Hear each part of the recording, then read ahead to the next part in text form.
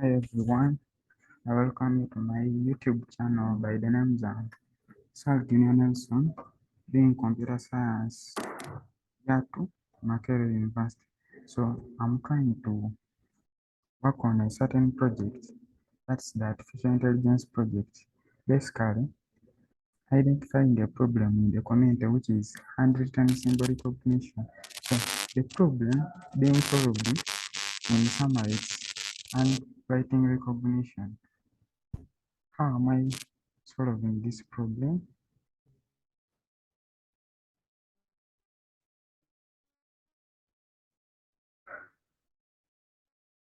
So where am I bringing this idea?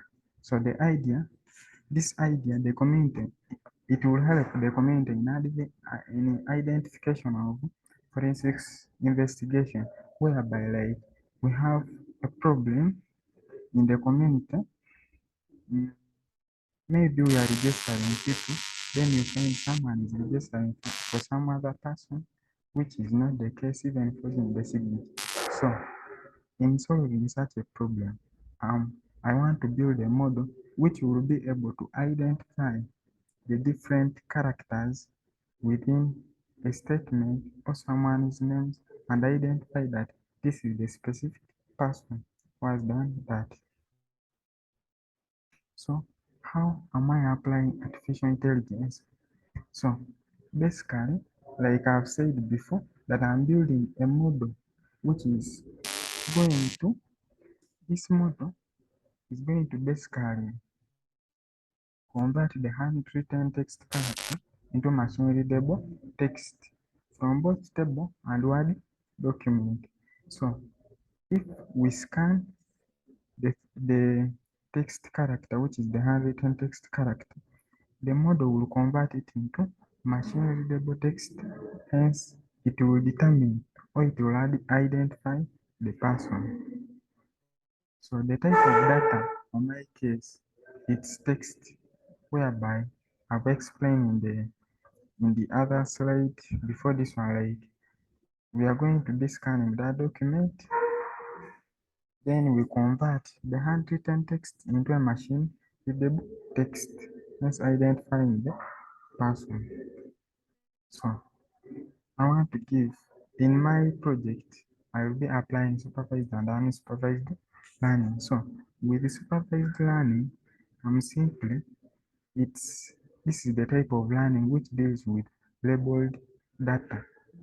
Like labeled data, I'm simply meaning that this data can be identified with by a specific feature. Maybe if I have like if I can give an example of an ambulance, it has features that can specifically identify it, like the color, maybe the cross on the ambulance, like that. So that is the supervised learning. Then unsupervised learning, you are dealing with data sets that are not labeled.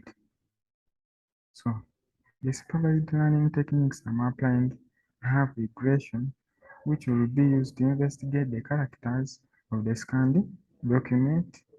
Then classification, I'm going to classify a specific characters and being able to identify the characters.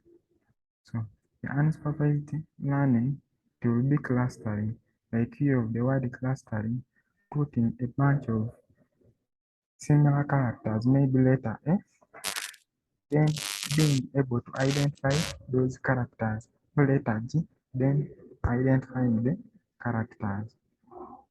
So then I'm applying the association rules. With association rules, a group of characters will be compared with another group.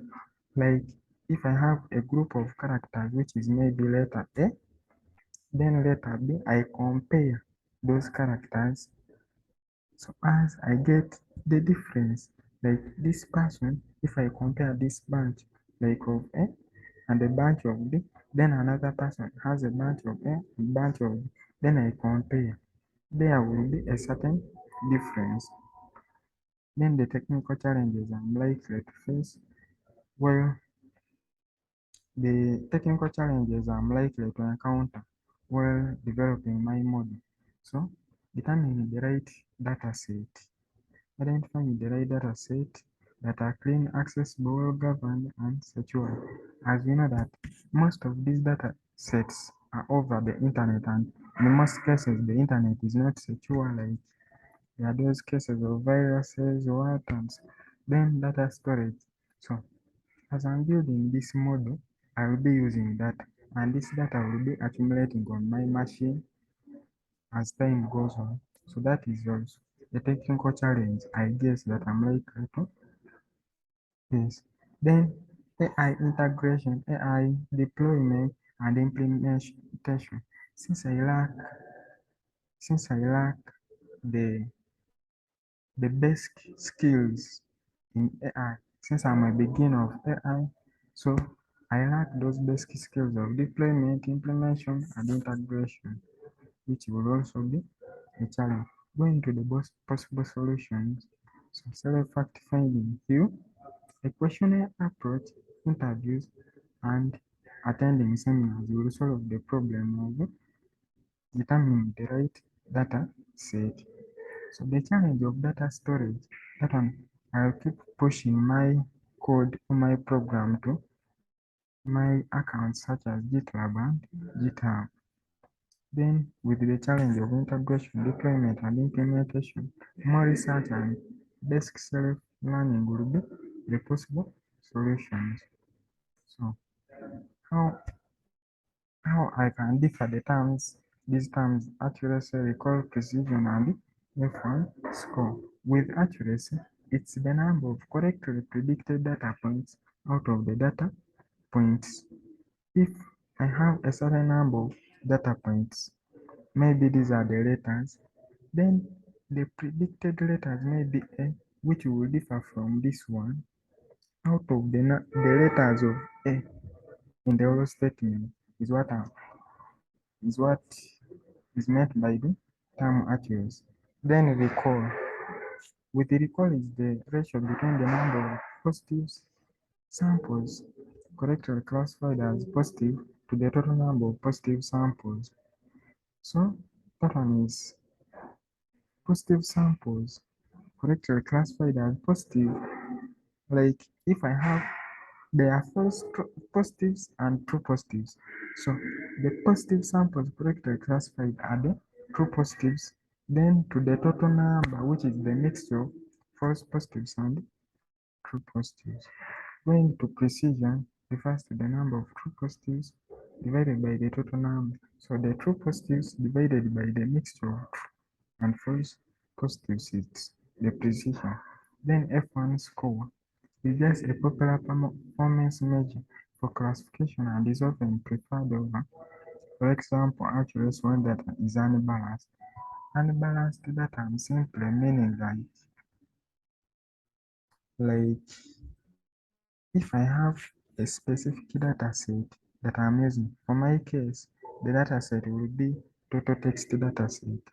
So that specific data set I'm using, the data in that specific data set, let's say image data and maybe text data. So I should have a balanced team of data sets. Where it requires image processing, it will be image. Where it requires text processing, it will be text. Then evaluation metrics accuracy, which I have talked about in the previous slide.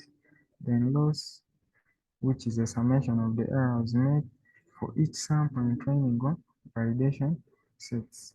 Then these are the core references where I obtained all my data. So thanks for watching the video. Meet you in the next video. Still it will be AI. Basically I will be going deep into my data sets I've chosen to go with for my AI project. Thanks for watching. I recommend you to share my videos, like, comment, and so on.